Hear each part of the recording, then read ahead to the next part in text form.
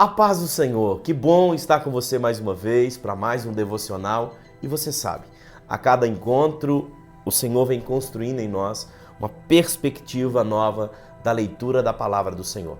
E eu tenho me proposto a cada devocional mergulhar com você em lugares que talvez pouco nós acessamos através da palavra.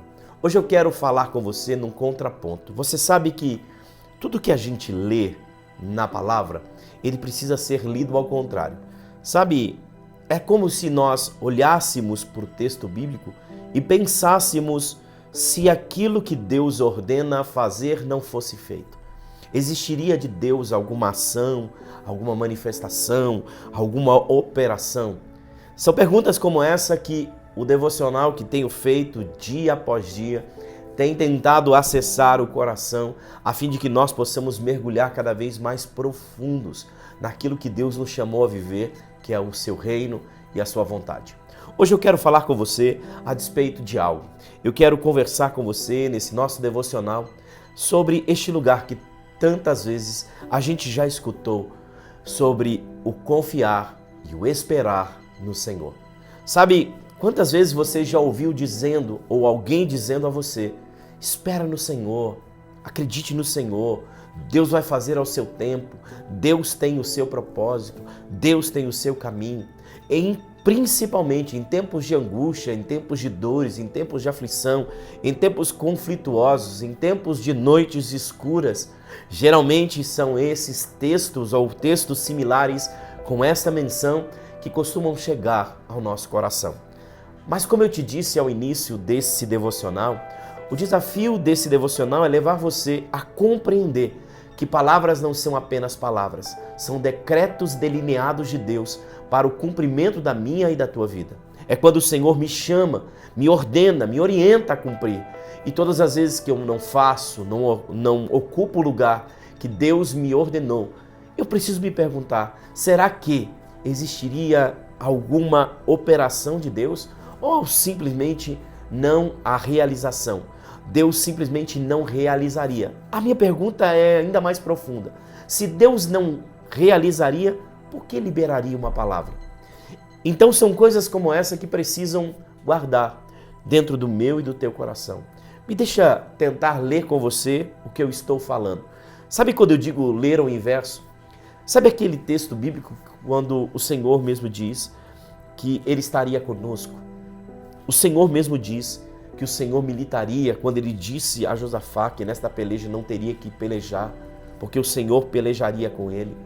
Sabe quando Deus disse que Ele seria conosco, o nosso escudo, através do Salmo, que Ele seria o nosso escudo, o nosso broquel? Sabe, todas as vezes que Deus menciona que Ele será alguma coisa com o seu povo, quando eu deixo de esperar esta palavra, o que Deus se torna? Muitas vezes alguém já disse a você, e eu tenho certeza disso: se Deus é por nós, quem será contra nós? Sabe o que é ler ao inverso? É se Deus for contra nós, quem será por nós? São esses desafios de leitura bíblica que eu quero te chamar a, mais uma vez, refletir sobre o tema desse devocional. E aqueles que não esperam no Senhor? Porque quando a ordem de Deus é espera no Senhor, confia nele e o mais tudo Ele fará. Bem-aventurados aqueles que esperam no Senhor e depositam nele a sua força. Sabe, em todo tempo o Senhor diz que será feliz, que será abençoado aqueles que nele esperam. Ele diz através do profeta Isaías que aqueles que esperam no Senhor renovarão as suas forças. Caminharão e não se cansarão, correrão e não se fadigarão, subirão como asas como de águia. O Senhor deu uma palavra sobre esperar nele. Só que existe uma verdade quando eu não começo mais a esperar nele. Simplesmente eu deixo de viver tudo que ele disse que eu viveria? Ou haveria alguma ação de Deus para essa circunstância?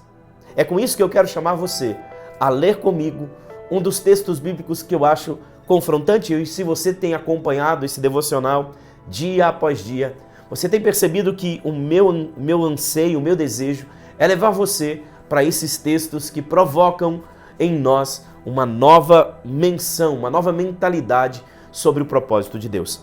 Então eu quero chamar você a ler comigo Um texto que está na carta do profeta Sofonias. Sofonias, capítulo de número 1. Eu quero ler apenas um versículo. Sofonias 1, versículo de número 12. O Senhor está dizendo assim: Nesta época, vasculharei Jerusalém com lamparinas e castigarei os complacentes, que são como vinho envelhecido, deixado com seus resíduos, que pensam, o Senhor nada fará, nem bem, nem mal.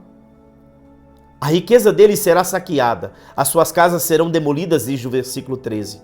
Embora construam novas casas, nelas não morarão. Plantarão vinhas, mas o vinho não beberão. Que coisa fantástica. O Senhor está confrontando um povo que está em Jerusalém, o centro da adoração. Não é um povo distante de Deus, não é um povo que não conhece a Deus, não é um povo gentílico, não é um povo pagão, é o povo de Deus. Mas o Senhor está dizendo que naquele tempo ele visitaria com lamparinas. A visita de lamparinas de Deus é a visitação da sua palavra. É quando Deus viesse com a sua palavra, viesse com o derramar da sua graça, viesse com o operar do seu querer, quando ele derramasse uma ordem, uma orientação. E a partir dali, nós não compreendêssemos o que o Senhor estava falando. Ele diz, aqueles que tornam natural a minha palavra e a minha presença, olham para mim como se eu não estivesse ordenando nada. Nem um castigo, nem um juízo, nenhuma bênção. Sabe que aqui eu quero fazer um ponto para uma reflexão ainda mais profunda. Para mim, ao ler esse texto, sabe o que o Senhor está confrontando? Está confrontando aquele tipo de atitude que nós temos, que ao meio do tempo escolhemos a presença do Senhor somente como um aspecto de tradição. Vamos ao culto, saímos do culto, frequentamos a igreja, ouvimos a voz, escutamos bons sermões, ouvimos belas canções, mas de verdade, a igreja, o Cristo, a palavra, tornou-se apenas algo comum na minha vida cotidiana. Nós estamos perdendo a capacidade de gerar expectativas com as palavras de Deus. Não, um culto não é um lugar normal.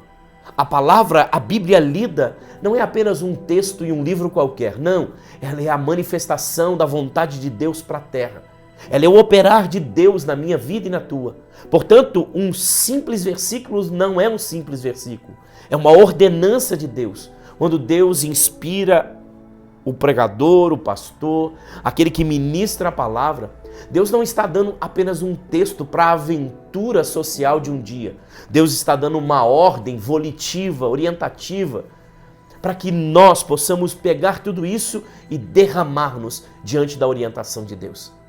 Só que, quando nós ouvimos e nada fazemos, as pessoas ainda acreditam que Deus só se preocupa com grandes pecados. E deixa eu te dizer, pior pecado para Deus não é a rebelião.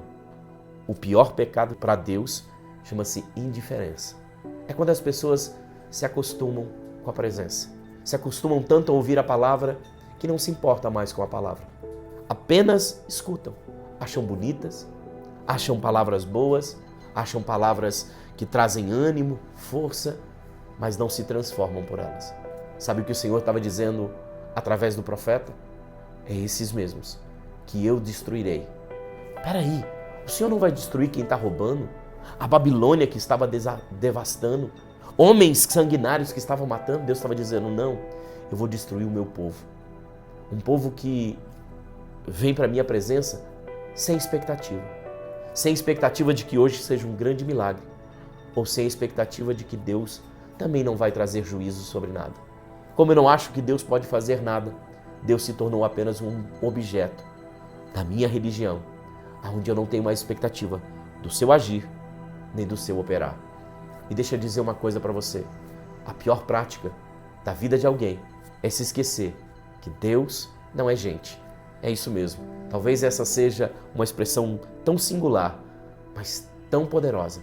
Deus não é gente. Deus, na sua soberania, conhece todas as coisas. Sabe o que ele sondou aqui? Não foi a atitude daqueles homens, foi o coração deles. Quando Deus percebeu que dentro do seu coração eram como vinho velho, cheio de borra, cheio de resíduos, cheio de coisas que amealharam e impediram da boa obra do Senhor fluir. Portanto, já não tem expectativa de que Deus faça coisa boa nem coisa má. Portanto, o Senhor diz: eu castigarei as vossas casas. É aqui, querido, que eu quero colocar no meu coração junto ao seu e mais uma vez te fazer refletir, porque Deus está te chamando a restabelecer a sua vida de fé. Levante-se, pondere, avalie, veja como Deus está falando contigo, como Deus escolheu te acessar. E se tudo isso fizer sentido para você, talvez esteja na hora de voltar o teu coração a Deus para cada palavra que Ele tem te ministrado. Se isso fez ainda mais sentido, eu quero te convidar, querido. Me ajude, compartilhe esse conteúdo com alguém. Leve para alguém, faça com que ele chegue a mais vidas e eu espero que você, a sua casa, sua família sejam abençoados por Deus. Deus te abençoe.